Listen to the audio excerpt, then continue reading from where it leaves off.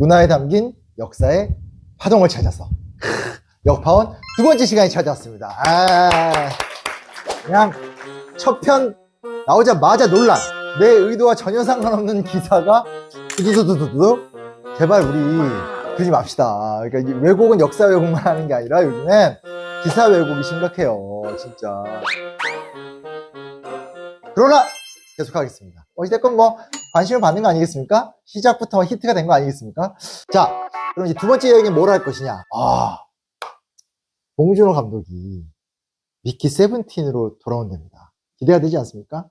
살인의 추억, 설국열차, 기생충, 하나하나가 정말 주옥 같은. 그런데 이번에 좀 다른 이야기를 하는데, 사실 이게 SF 소설 미키 세븐을 이제 영화로 만든 거거든요. 여기 있습니다. 미키 세븐. 제가 책을 살 적에 미키 세븐을 쳐봤다? 쳤더니 미키 세븐 세트가 판다는 거야. 그래서 제가 그래서 그럼 이거는 2권짜리 책인가 보다 하고 그냥 샀어. 샀더니 사고 봤는데 또 이게 책이 2권이잖아요.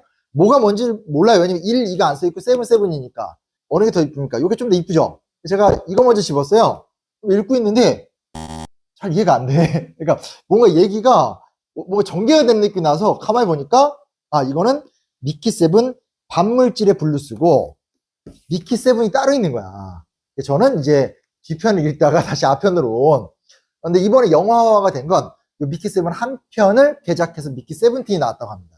왜냐면 조사를 해보니까 미키 세븐이 나와서 영화화가 결정이 되고 대본화가 되는 상황 중에 그 이후에 이제 요게 얼마 전에 나온 거예요. 이러면 이제 대충 느껴지는 게 있죠? 아니 무슨 SF인데 네가 할 말이 뭐가 있어? 그렇게 보시면 안 됩니다. 할 말이 있습니다. 이걸 읽다 보니까 야, 진짜 역사 소설이다. 혹은 골조가 다 역사 이야기야. 그래서 역사를 알고 보면 재밌을 것 같기도 하고, 앞으로 우리나라에서 판타지나 SF 같은 걸 만들 때 역사라는 도구가 얼마나 활용하기 좋은지를 제가 말씀을 드리고 싶어서 일부러 갖고 왔어요. 오늘 좀 특별한 시간이다. 그래서 여기 다른 책들도 보이죠? 영화랑 아마 소설은 차이가 많이 날 거예요. 왜냐면 소설은 미키 세븐이잖아요. 영화는 미키 세븐틴이잖아요.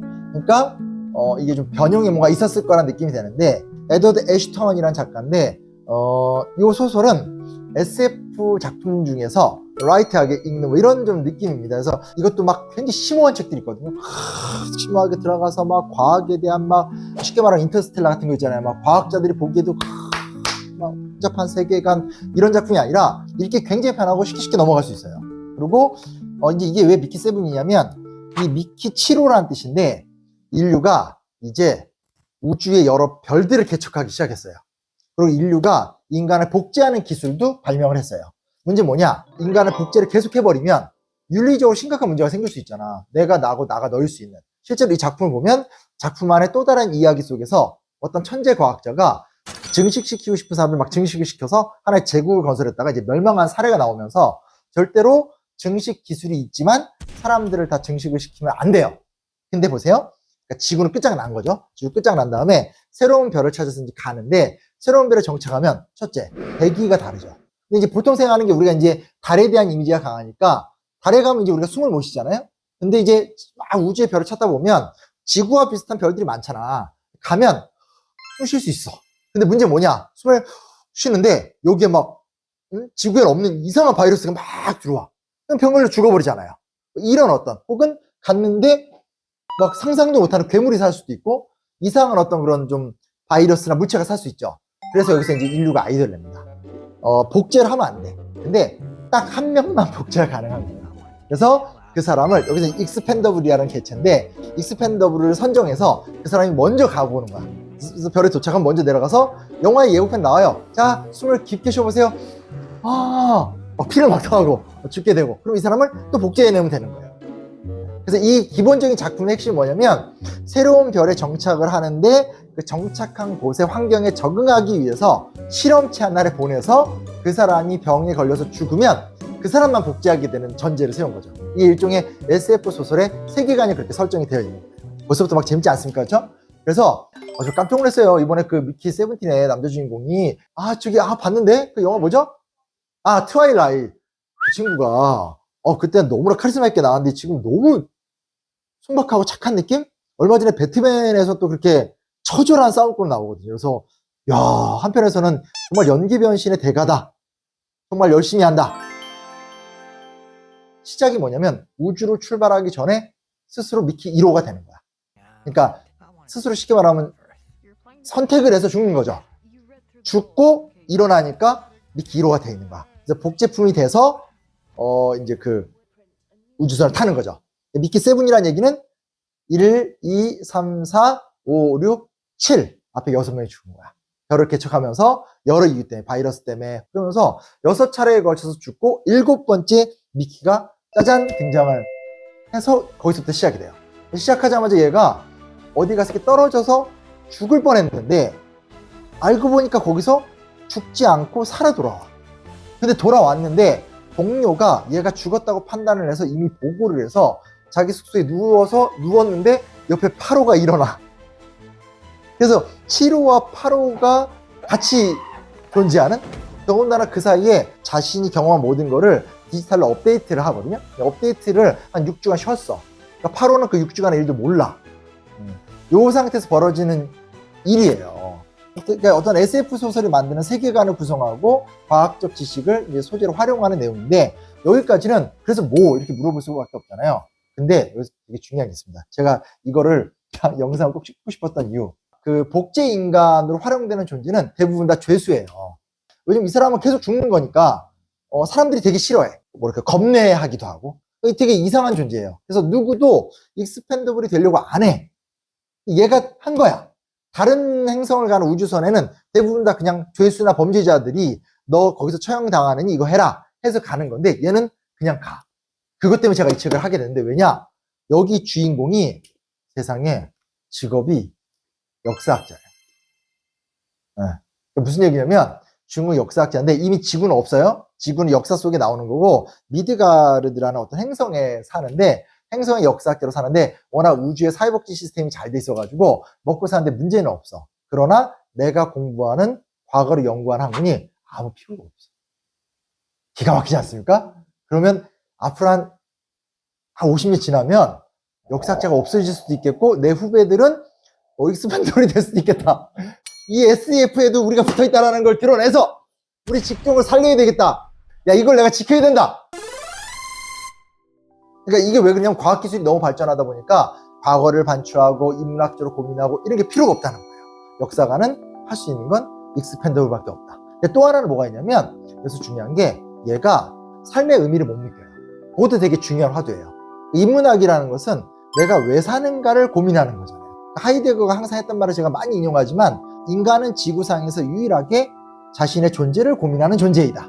존재의 존재이다. 이 말을 쓰게 되는 건데, 인간의 특징이거든요. 난 왜 살까? 어떻게 살아야 될까? 이건 맞을까? 이게 옳을까? 근데 문제는 뭐냐? 17세기, 16세기 때는 혁명을 이야기할 수 있고 계몽을 이야기할 수 있었던 시대였잖아요. 근데 지금은 선진적이고 과학적이고 기술적인 시스템을 벗어나서 개인이 살아날 수가 없어요. 결국은 작가가 생각하는 뭐냐면, 우리의 미래에는 인문정신은 0이 될 것이다. 그렇다면 역사가를 비롯한, 저희만이 아닙니다. 역사가, 국문학자, 소설가 뭐 이런 사람들은 다 익스펜더블이 될 수밖에 없다. 재밌는 설정이죠. 그렇죠? 두 번째 뭐가 있냐? 동남아나 오세아니아 쪽에 살던 사람들이 남태평양에 쫙 퍼져나가잖아요. 남태평양의 섬이 되게 멀리 떨어져 있잖아요. 그리고 바다가 거의 다인데 육지동물인 인간이 항해수를 이용해서 계속 섬들을 개척해서 그 섬에 사람들이 다 살잖아요. 그거를 갖고 온 거예요. 그리고 그걸 뭐라고 부르냐? 디아스포라라고 불러요. 그러니까 무슨 얘기냐? 지구가 망해가요? 근데 우리가 갖고 있는 건 과학과 기술이 있죠. 전 우주에 지구와 유사한 생태계로 식민지 개척을 하러 쫙 가는 거예요. 그래서 이 사람이 디아스포라라고 썼고, 예로 든 이야기는 남태평양에서 모아나가 새로운 섬을 개척하듯이 이렇게 개척한 이야기를 쓴 거예요. 역사 이야기잖아요. 디아스포라가 뭐예요? 로마 제국 치하에서 유태인이 이제 저항을 했다가 완전히 짓밟힌 다음에 유태인들이 전 그 근동 세계로 퍼져나간 걸 디아스포라라고 얘기하죠. 그러니까 이 SF 소설은 상당히 역사적인 이야기를 바탕으로 하고 있고, 이 경험이 결국은 SF 소설에 이제 들어가 있다라는 거죠. 야, 진짜 지금 살아남으려고 지금 익스펜더블 안 되려고 열심히 노력하고 있는 겁니다. 그러면서 이제 여기서 여러 이야기 나오는데, 흥미로운 게 뭐냐면, 갔더니 거기에 크리퍼라는 생물이 살아. 그리고 그 크리퍼라는 생물이 싸움을 엄청 잘해요. 근데 이 미키 세븐은 갔는데 크리퍼 중에 되게 큰 크리퍼를 만났는데 얘가 안 죽이고 돌려보내요. 그러면서 이제 여기서 1차적으로 어떤 에피소드가 진행이 되고, 지금 이 이야기는 SF의 이야기로 소개가 되어 있지만 유럽인들이 신대륙을 개척한 이야기랑 똑같은 거야. 그래서 이 사람들이, 이 작가가 그걸 알고 썼는지 모르고 썼는지, 참고해서 썼는지 아니면 그냥 상상해서 썼는지 모르겠지만, 저도 분명한 건 서양인들의 세계관의 이면 속에 이게 박혀 있구나. 서양 사람들이 그려내는 문화 컨텐츠의 형식을 우리가 발견할 수 있는 거지. 그래서 제가 이거 진짜 미쳤어 내가. 이거보다 더 두껍죠? 네, 두 개를 갖고 왔어요. 이 책은 이제 대서양의 두 제국이라고 해서 에스파냐랑 영국이 어떻게 식민지를 개척했는가 나오는데, 에스파냐를 중심으로 해서 먼저 콜럼버스부터 시작이 돼서 라틴 아메리카, 멕시코부터 밑에 있는 그 남미 일대를 장악한 이야기가 하나 있고, 두 번째는 그보다 반세기 이상 늦게 영국인들이 넘어가서 인디안들이 장악하고 있었던 북미 대륙을 점령한 이야기예요. 두 경험이 다르다? 그 차이가 있어요. 자, 보세요. 지금 미키 세븐 책은, 이 작가는 미국 사람이기 때문에 영국의 영향을 받을 수밖에 없어요. 영국의 식민지 개척 방식하고 에스파냐의 식민지 개척 방식을 비교해보면 이 작품은 너무나 철저하게 영미식 우주 개척 방식이었다는 걸 확인할 수 있어요. 그래서 간단히 설명을 드릴게요. 예를 들면 잉카 제국은 남미에 있었고, 남미에 있던 잉카 제국을 무너뜨렸던 건 피사로인데, 그 전에 아즈테카를 무너뜨렸던 게 코르테스예요. 그 아즈테카는 멕시코에 있고 잉카는 남미 안데스 산맥에 있어요. 코르테스가 먼저 정복을 했어요. 그러면 총독이 있고 그 밑에 행동대장들이 있을 거 아니에요. 코르테스는 총독이 아니었어. 총독은 벨라스케스라는 다른 사람이 있었거든요. 근데 벨라스케스는 어디에 무슨 섬이 있는지를 확인하고 지금 현재 이 지형도가 어떻게 되는 것만 정확히 파악하고 돌아가자는 게 명령의 내용이었기 때문에 그걸 이행을 하려고 했는데, 코르테스는 이 명령만 이행하면 내가 그냥 이렇게 왕이 시키는 대로 하고 끝나는 거잖아요. 자기한테 떨어지는 실익이 없는 거야. 그래서 그 명령을 수행하되 이걸 그대로 따라가면 남는 게 없으니까 수행하는 척하면서 아예 밀고 들어가서 제국이 있든 공동체가 있든 현지 사회를 무너뜨리고 거기에 나라를 세워버리자. 그러버리면, 그렇게 돼버리면 내가 총독이 된다. 이런 생각을 하고 실제로 그 일을 일으킨 거예요. 국왕은 식민지를 한번 개척해 보라고 한 거고, 총독은 현황을 파악하는 게 목표였는데 정작 실행 단계에 있었던 이 소위 말하는 대장이 전혀 다른 마음을 품고 있었던 거죠. 중세 때 관습법 중에 하나 뭐냐면, 비상한 상황에는 왕의 명령이 없더라도 전쟁을 벌일 수 있고, 그 결과로 특정 지역을 점령해서 그 지역에서 총독이 될 수 있는 권한이 중세적 전통에 있었어요. 코르테스가 알고 있던 거야. 그러니까 명령을 수행하는 척 하다가 보니까 멕시코 일대 큰 제국이 있는 거예요. 이 제국을 무너뜨리면 이 제국과 전쟁 상태에 들어가잖아요. 전쟁 상태에 들어가면 어떻게 돼요? 이 전쟁에서 이기기 위해서라도 본인이 자동으로 총독이 돼야 되잖아. 이 전통을 알고 들어가서 아즈테카의 왕을 꼬셔서 왕에게 복종의 맹세를 받고, 그걸 통해서 벨라스케스 총독이 시키지 않은 점령이라는 행위를 해버렸고, 조금 지나 보니까 뭐야, 이거 진짜 얘네 똑같은 인간들이고 우리 점령하러 왔네 하면서 내란이 일어난 거예요. 내란이 일어나니까 다시 명분이 생긴 거죠. 내란을 진압하면서 이쪽이 이제 진짜 총독이 되고 식민지가 되는 거죠. 그러면 정복을 하는데 정복의 법적 권한을 또 고민하는 거야. 이 사람들이 이제 모든 존재라는 건 역사적 존재이기 때문에 자신들의 전통 내에서 당위성을 찾아야 되는 거예요. 근데 이 야심을 명분으로 만들어줘야 돼. 근데 이게 가능했던 이유가 또 뭐가 있냐면, 맨 처음에 이제 신대륙이 있다는 사실을 알게 될 때 포르투갈하고 에스파냐가 경쟁을 했잖아요. 근데 교황을 찾아가잖아. 교황이 이제 전 세계 지도가 어떤지도 모르면서도 대충 선을 긋은 다음에 동쪽은 포르투갈, 서쪽은 에스파냐 정해줬단 말이에요. 에스파냐는 카톨릭 국가잖아요. 근데 교황이 내린 칙령에 의해서 아메리카 대륙에 대한 정복권은 에스파냐가 갖는 거거든. 본인들의 정복 행위는 법적으로 타당성을 갖는 거예요. 에스파냐의 정복 전쟁은 이런 식으로 흘러왔어요. 근데 영국은 성공의 국가예요. 더군다나 종교개혁을 한 지 얼마 안 됐고, 우리가 잘 알다시피 헤일리 8세가 앤 볼레인과 사랑을 하기 위해서 이혼 때문에 종교개혁을 했잖아. 그리고 영국 내에는 청교도들도 있었고 로마 카톨릭도 있었어요. 즉 영국은 에스파냐와 같이 일치 총화된 나라가 아닌 거야. 그리고 이 북미로의 이주라는 건 영국인들은 목적이 다 달라요. 어떤 사람들은 신앙의 자유를 찾기 위해서 떠나온 사람들이에요. 어떤 사람들은 돈이 많아서 투자 때문에 온 사람들이고, 이주 집단의 목적이 다 다르니까 방향성이 다 똑같을 수가 없어요. 왔는데 여기서도 또 명분 문제가 생긴 거야. 국내에 와보니까 여기 그냥 인디안 공동체들이야. 작아 단위가. 싸워서 이기는데 별 문제가 없어요. 근데 문제 뭐냐? 이것도 그렇잖아요. 윤리적 문제, 도덕적 문제. 내가 지금 남의 땅에 왔어. 아무도 없으면 내 땅인데 와보니까 인디언들이 살고 있잖아요. 근데 여기서 내가 살 수 있는 법적 근거, 도덕적 근거는 뭘까? 그래서 영국 사람들은 뭘 생각해냈을까요? 문명을 전파한다. 기독교를 전파한다. 갑자기 그 생각하지 않아요? 이 조센징들이 진짜 이게 손톱도 제대로 안 깎는 애들을 위해서 우리 일본이 부득이하게 흡수한다. 그 논리가 처음 등장합니다. 에스파냐랑 영국의 방향이 전혀 다른 거예요. 물론 여기서는 미키 세븐에서는 이런 어떤 제국주의에 대한 논란이 워낙 비판이 많기 때문에 그런 단어를 쓰진 않죠. 근데 이제 서로 소통하고 문제를 해결하는 과정에서 결국은 크리퍼들이 공격하면 쏴서 죽여요. 그럼 뭐야? 인디언들이 공격한다고 쏴서 죽이는 거잖아. 근데 생각해보세요. 근데 그 땅 원래 누구 거야? 인디안 땅이잖아요. 그렇죠? 결국 이 미키 세븐 영화에서도 외계인들 크리퍼들이 영어를 해석해서 먼저 말을 시켜요. 그래서 끊임없는 어떤 그 인간 세계의 원리 원칙과 타협을 하면서 문제를 풀어가거든요. 비슷하죠. 그다음 두 번째 문제. 갔는데 에스파냐는 대박이야. 이미 아즈테카나 잉카에 의해서 고도의 조직사회가 있고 거기에 은과 금이 발굴이 되고 그 당시에 또 새로운 기술이 개발이 되니까 어떻게 하면 되겠어요? 열심히 그것들을 캐내면 되죠. 그 다음에 보니까 사람들의 취향과 문화라는 게 있잖아요. 이 사람들은 밀을 먹던 사람들이에요. 남미에는 뭐가 자라요? 옥수수가 자라요. 근데 나는 밀을 먹고 싶어. 그럼 어떻게 되겠어요?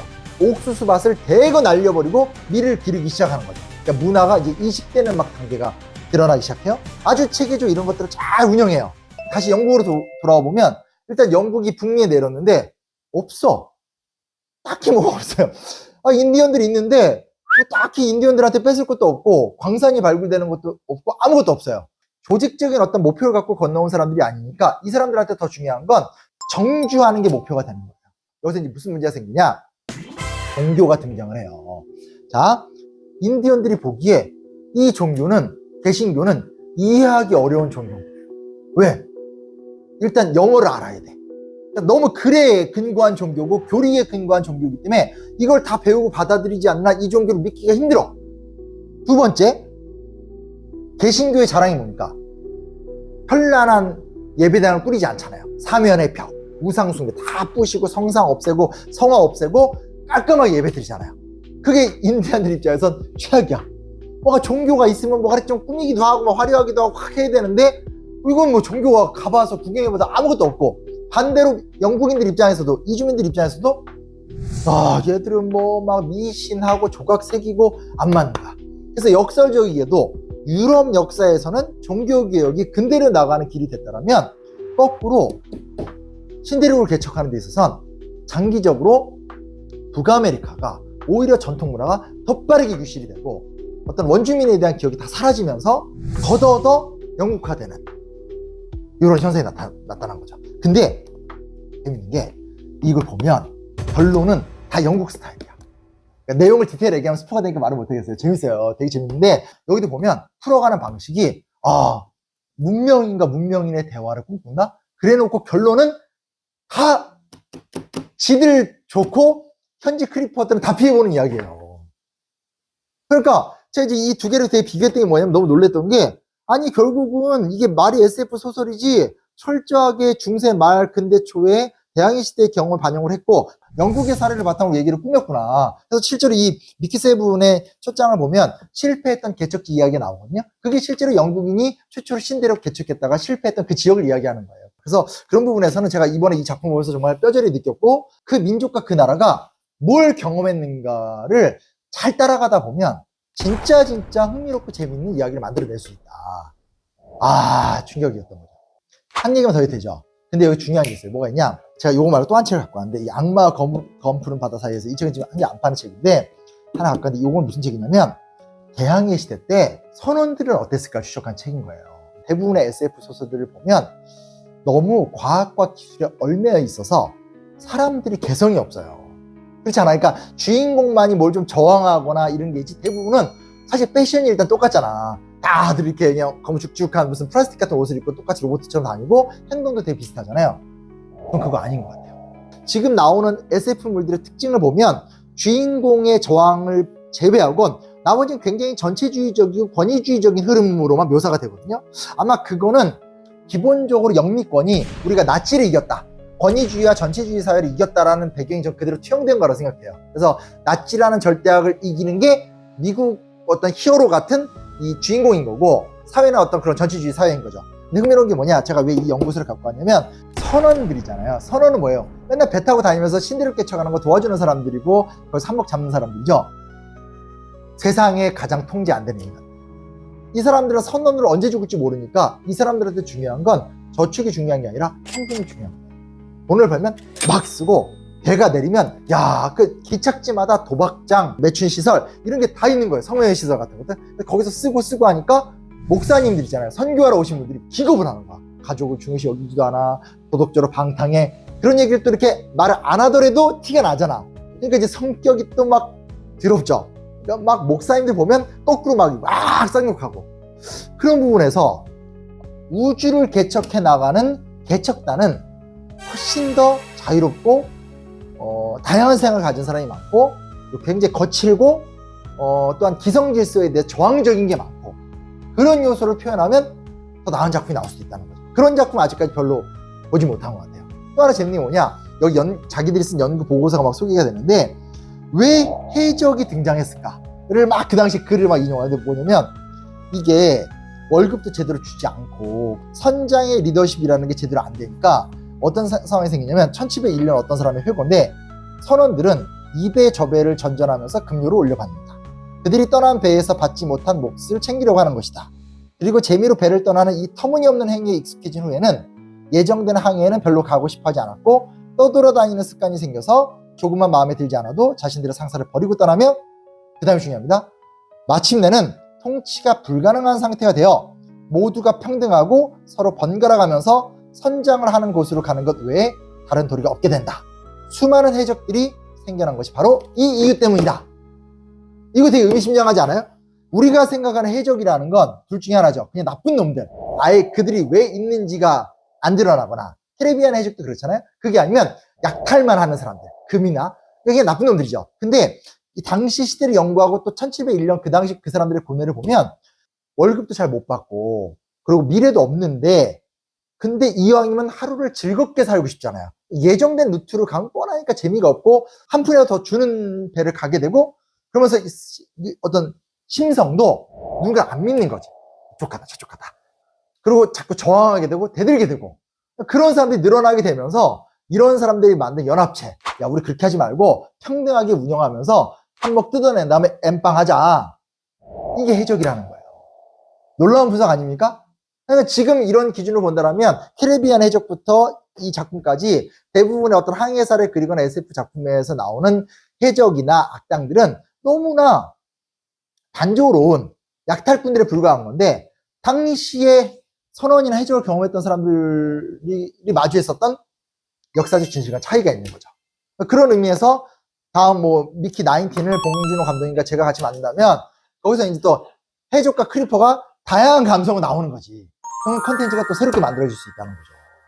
진정으로 SF는 오히려 더 현실을 반영을 많이 한다, 막 이런 말을 하게 되는데, 저도 되게 공감합니다. 그래서 우리가 SF를 누리는 방법도 역사를 공부하고 역사를 누리면 SF 소설도 훨씬 더 재밌게 볼 수 있고, 반대로 우리가 이런 문화 컨텐츠를 만들거나 생성하는 것도 결국은 겉면은 새로운 색을 입힐 수 있지만 이면은 이미 지나간 일 속에서 상상을 얻을 수 있다. 그런 면에서 미키 17을 재밌게 보신 분들은 한번 미키 7도 읽어봐 주시고, 반물질의 분류수 되게 재밌거든요. 읽어봐 주시고, 그 다음에 이게 또 뭐랑 연결이 됐다는 거야 하면서 또 대항해 시대 때 역사를 또 공부하다 보면 굉장히 좀 샘솟는 아이디어를 얻을 수 있고, 그걸 다시 우리 쪽으로 끌고 오면, 야 그러면 동해는 무슨 역할을 했었을까? 남중국해는 무슨 역할을 했었을까? 그때 바다에서는 일본 해적과 중국 해적과 네덜란드 해적과 한국 해적 사이에서 어떤 갈등이 있었을까?